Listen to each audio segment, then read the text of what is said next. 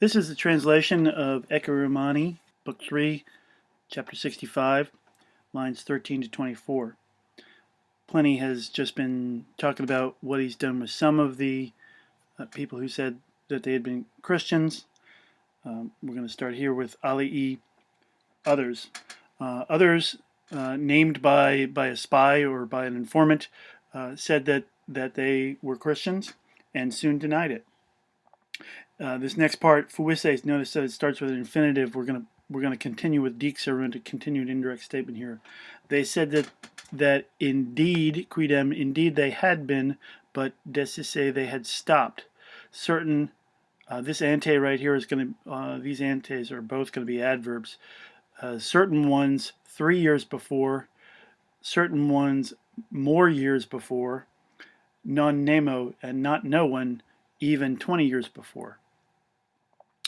All these also prayed to, venerated both your image and the images of the gods, and cursed Christ. They affirmed, moreover, they asserted, moreover, that, indirect statement again, that this was the summum. Here means the height. This was the height, and then we've got kulpai here, genitive. Kulpai and erroris are genitive. This was the height of either their blame or their error. You might understand like a colon here. This hank refers to what's coming up. That this was the height of their error. Quad, that they had been accustomed on stato die, on an appointed day, to gather before light, and we're going to go down to dicere here, and to say a song to Christ as if a god. Secum in vicem, in turns to themselves or among themselves.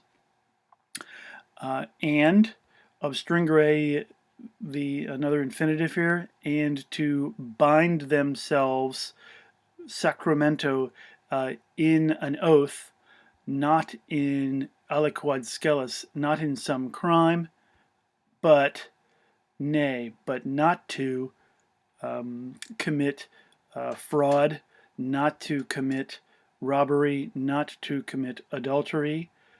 You see the zeugma here on committerent, and then he sort of changes stuff here. Big time anaphora, obviously, on these nays. Not to deceive trust, not to deny abnegurant, not to deny a deposit when called upon, appellati. That last part, this deposit thing, refers to the fact that the Romans didn't have banks, and so when you went away, if you were traveling and you didn't want to take all your money with you, you would leave it with a friend or neighbor, and you'd make some agreement. It's like, hey, can you keep this money for me? And apparently this this little tidbit here tells us that sometimes when people came back to get their money back, people would say, I don't know what money are you talking about. And possibly, in particular, Christians were accused of doing this stuff. So really screwing up the system there.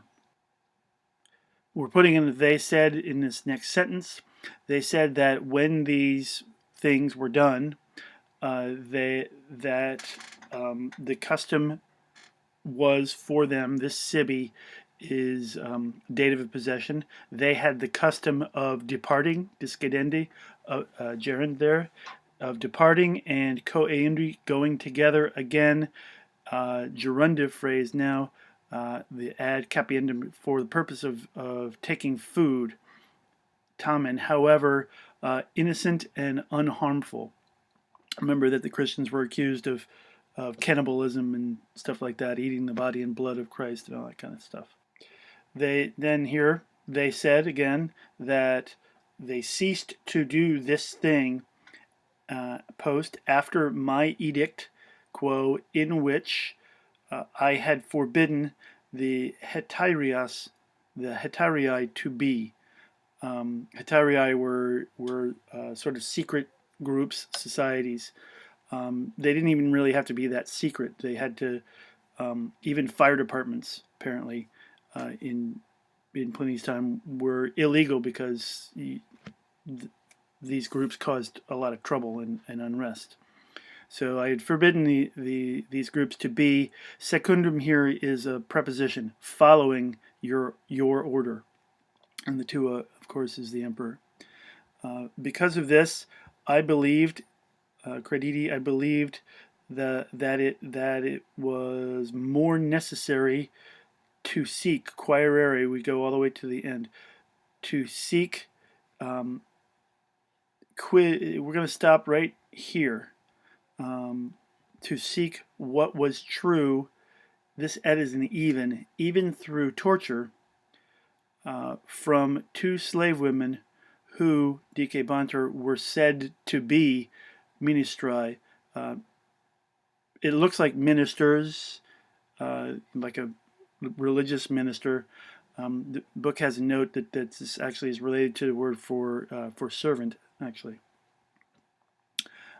I found nothing other than, this comes with than, I found nothing other than depraved and excessive superstition. That's that.